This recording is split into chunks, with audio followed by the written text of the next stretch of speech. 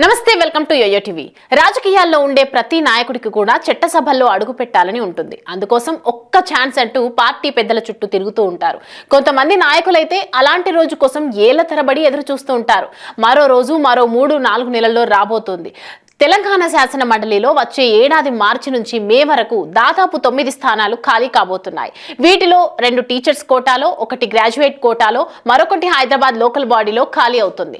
మిగతా 5 స్థానాలు ఎమ్మెల్యే కోటాలో ఖాళీ కాబోతున్నాయి. టీచర్స్ కోటాలోని 2 స్థానాలను పక్కన పెడితే మిగతావన్నీ పొలిటికల్ గా పోటీ చేయాల్సిందే. మిగతా 7 సీట్ల కోసం కాంగ్రెస్ లో ఇప్పుడు రసవత్తరమైన పోటీ కనిపిస్తోంది. ఇందులో మెజారిటీ స్థానాలను అధికార కాంగ్రెస్ కైవసం చేసుకోనుంది. కాంగ్రెస్ అంటే ఫైటింగ్స్ కి పెట్టింది పేరులా ఉంటుంది. అందులోనూ పదవులంటే నాయకుల మధ్య పోటీ మరింత ఇంట్రెస్టింగ్ గా ఉంటుంది. ప్రస్తుతం టీచర్లు, గ్రాడ్యుయేట్, లోకల్ బాడీ కోటా సంగతి ఎలా ఉన్నా ఎమ్మెల్యే కోటాలోని ఎమ్మెల్సీ సీట్ల కోసం కాంగ్రెస్ లో భారీ పోటీ కనిపిస్తోంది. పొత్తుల కారణంగా అసెంబ్లీ ఎన్నికల్లో పోటీకి దూరంగా ఉన్న నేతలతో పాటు మరికొందరికి అధిష్టానం హామీలు ఇచ్చింది. దీంతో ఈసారి అవకాశం ఎవరికి దక్కుతుందా అనే ఆసక్తి కనిపిస్తోంది. కరీంనగర్, మెదక్, నిజామాబాద్, ఆదిలాబాద్ ఉమ్మడి జిల్లాల గ్రాడ్యుయేట్ కోటాలో ఎమ్మెల్సీగా జీవన్ రెడ్డి ప్రాతినిధ్యం వహిస్తున్నారు.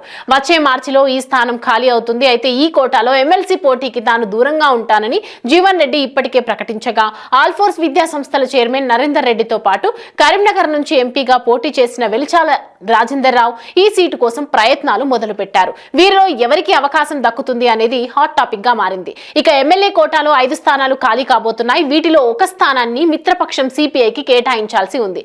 ఇక ఎమ్మెల్యేల సంఖ్యాబలంతో ప్రతిపక్ష బీఆర్ఎస్ కు ఒక సీటు దక్కబోతోంది. మిగిలిన 3 స్థానాల కోసం భారీ పోటీ కనిపిస్తోంది. ఇందులో ఒక సీటు అద్దంకి దయాకర్ కు ఫిక్స్ అయింది. అసెంబ్లీతో పాటు గతంలో ఓసారి ఎమ్మెల్సీ స్థానం అద్దంకి మిస్ అయ్యింది. దీంతో ఈ దఫా ఖచ్చితంగా అద్దంకిని మండలికి పంపించడం ఖాయం. ఈ మిగిలినవి 2 స్థానాలు. వీటి కోసం 6 నేతలు తీవ్రంగా పోటీ పడుతున్నారు.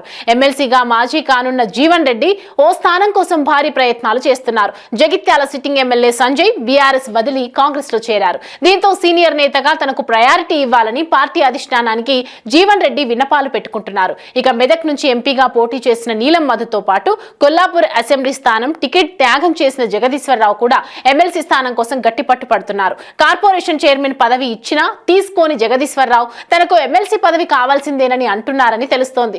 ఇక అసెంబ్లీ ఎన్నికల్లో ఓటమి పాలైన మాజీ MLA Sampath Kumar MLC chance కోసం ట్రై చేస్తున్నారు. తెలంగాణలో అతిపెద్ద మాదిక సామాజిక వర్గం నుంచి తనకు ఛాన్స్ కావాలని పట్టుబడుతున్నారు.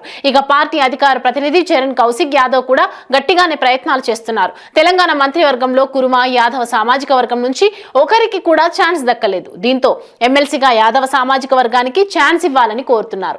మేడ్చల్ జిల్లా కాంగ్రెస్ అధ్యక్షుడు హరివర్ధన్ రెడ్డి అసెంబ్లీ ఎన్నికల్లో టికెట్ కోసం భారీగా ఆశలు పెట్టుకున్నారు. అయితే త్వరలో మంచి అవకాశాలు కల్పిస్తామని ఆ టైంలో అధిష్టానం కూల్ చేసింది. దీంతో ఇప్పుడు ఎమ్మెల్సీగా తనకు అవకాశం కల్పించాలని హైకమాండ్ ను కోరుతున్నారు. మొత్తంగా చూసుకుంటే ఈ విధంగా కాంగ్రెస్ లో ఎమ్మెల్సీ స్థానం కోసం ఫైట్ జరుగుతోంది. మరి వీరిలో ఆ ఎమ్మెల్సీ ఎవరికి దక్కుతుందో చూడాలి.